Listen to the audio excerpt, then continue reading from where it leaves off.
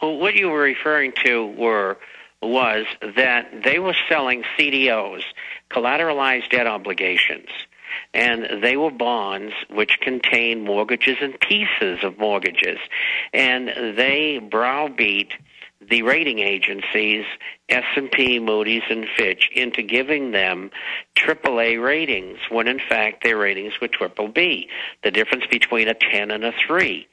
And they knew that this toxic garbage was going to start falling apart. So the minute they sold them to the buyers, and, of course, they did have some still in inventory when all this happened, they sold them to the buyers, and then they shorted them.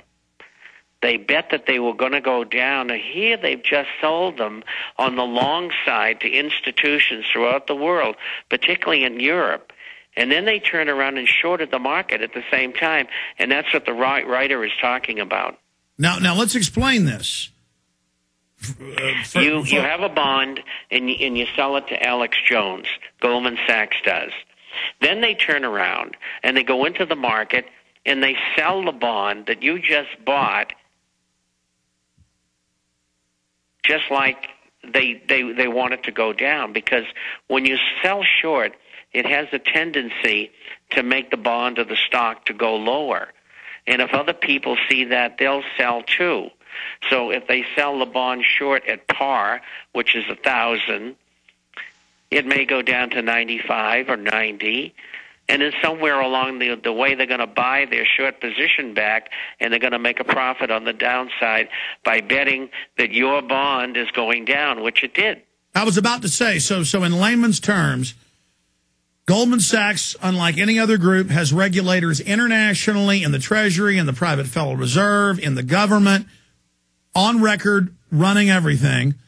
They go out and package crap derivatives, knowing it's crud, knowing it's bad mortgages. They get it AAA rated as solid gold. They tell everybody it's great in press releases.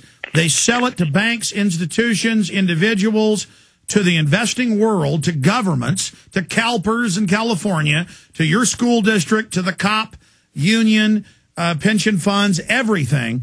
They know it's a time bomb. They know it's a car that's going to blow up in an hour, but they sell it to you off the lot, knowing it's going to explode and kill everybody on board. Then to make sure it happens, it's already crap, they go out and bet against it to drive it down. Then it goes way down. Then they use government bailout money to come buy it back up, what has value, picking and choosing at literally dimes on the dollar at the bottom, and then they all post record profits and give each other record bonuses. I mean, that is diabolical. And the article goes on to say they didn't just do it for incredible profit. They did it to devastate other financial institutions because they are the regulators. As Goldman Sachs, they have their operatives everywhere. They can then come in and use regulators to shut down and force the sale or liquidation or takeover to other Federal Reserve grouped banks that they're allied with or themselves. That was so brilliant that I think that you might get a letter or a call from Goldman Sachs asking you to go to work for them. No, seriously. That's perfect, Alex. And, I know that you're not someone who has been trained in that industry, and that was a wonderful explanation. Thank you.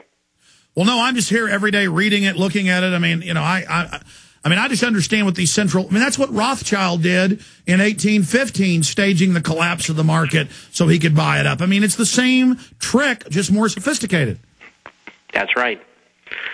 And I'm glad writers are getting on this. I don't have time to write special item and do special investigation. I'm publishing so much now and 30 hours a week on the radio, but I'm glad they're there. I welcome them. I love them. And I hope they work harder and harder and harder, and I hope more of them come, and I hope more of them come on radio and in the Internet, because we need all the help we can get.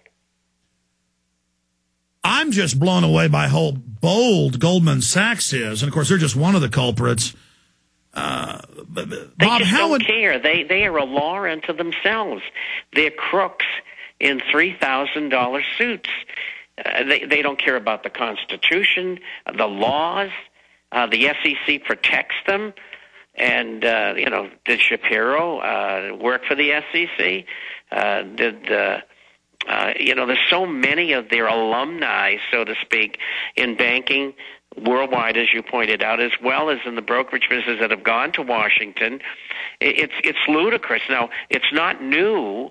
There have been other firms, Dillon Reed and J.P. Morgan Chase. J.P. Morgan used to be the anointed ones, and in current years, Goldman Sachs has come along and taken over the helm, so to speak, for the Treasury, J.P. Morgan Chase for the Fed, and one handles one area and one handles the other. But they run the country, and we've got to stop them. So we have a gang of crooks. Because they want world government, and that's what this is all about. Exactly. Because then they're the world government, and they write the laws, they control the army, and they can legalize all their crimes. Right now is an important transition for them because they've been doing it under color of law. But if they're able to get their police state in place, heaven help us. Why is Goldman Sachs, every time we turn over a rock, why is it one of their alumni in a federal regulatory position? I mean, I don't see many regulatory positions where you don't have a Goldman Sachs ringwraith in there in the cockpit. It's planned that way. Look at the seamless change between Bush and Obama. Team A replaced Team B. Where did they come from? All the bureaucrats. A Council on Foreign Relations, Trilateral Commission, Bilderberger Group, hardcore illuminists. They all want world government. We didn't have any change, and so it's all the same. It must be great if you're just totally ruthless and evil, and I mean that sarcastically, but it must just be great because they get to take over, kill, enslave, bankrupt whoever they want, and then talk about how great they are building this great new world order when they're just a bunch of criminals. Not only that, most of them are pedophiles. Man, these people... That's even more sickening. Do you think that they've gone too far, though, Bob? Well, they have, but we have to play it out. And they're going to have to make their moves, and we're going to have to make ours. They think they got the Army in their pocket, and they're sadly mistaken. They're not going to follow them. I haven't asked you yet what you think of the shooting at Fort Hood. Too early to tell, Alex. Yeah, I agree with you, but the truth will come out later. But by then, nobody will be paying attention.